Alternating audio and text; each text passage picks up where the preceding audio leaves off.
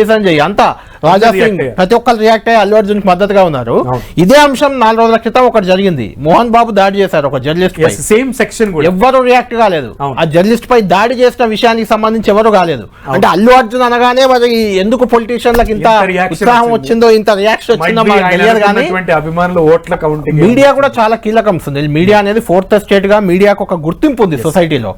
అయినప్పటికీ దానిపై ఎవరు రియాక్ట్ కాకపోవడం కొంత నిజంగా కూడా పొలిటీషియన్లు కూడా ఇది ఆలోచించుకోవాలి.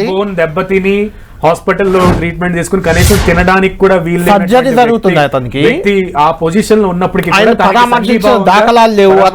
అతని గురించి స్పందించిన వాళ్ళు లేరు. అంటే సినిమా ఇండస్ట్రీ అంటే మన సెలబ్రిటీయా, క్రేజా, వాళ్ళ అభిమానులు ఓటర్లుగా చూస్తున్నారా వీళ్ళు? ఆ ఓట్ల కోసమే ఇదంతా.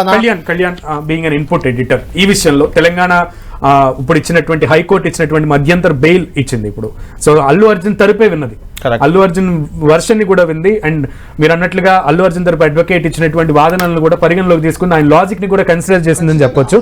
సో ఇప్పుడు ఏం జరిగే అవకాశం ఉండదు? అల్లు అర్జున్ న్యాయవాది అభ్యర్థి వాదనల తర్వాత కూడా జడ్జి చాలా కీలక కామెంట్ చేశారు.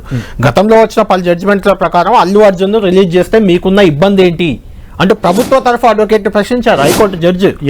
ఆల్రెడీ రిమైండ్ అయ్యాక ముందస్తు బెయిల్ క్వాష్ వర్తించవంటూ ప్రభుత్వ న్యాయవాది వాదించినప్పటికీ వినిపించుకోండి అన్నప్పటికీ అసలు ఇప్పుడు అల్లు అర్జున్ రిలీజ్ చేస్తే మీకున్న అభ్యంతరం ఏంటి అంటూ జడ్జి ప్రశ్నించడం కొంచెం ఇంట్రెస్టింగ్. ఎందుకంటే అల్లు అర్జున్ పారిపోయే వ్యక్తి కాదు, దేశం విడిచి పారిపోడు.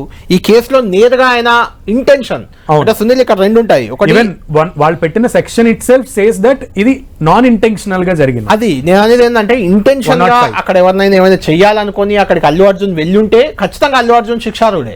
కానీ అన్ఇంటెన్షనల్ అతను అక్కడ ఉన్నాడు కాబట్టి కేసు పెడతామంటే అప్పుడు చంద్రబాబు పై పెట్టాలి, ఇప్పుడు పోలీసులపై పెట్టాలి అనేది నిరంజన్ రెడ్డి వాదనగా ఉంది. లాజికల్ కాబట్టి ఖచ్చితంగా దాంతో హైకోర్టు కూడా ఏకీభవించింది.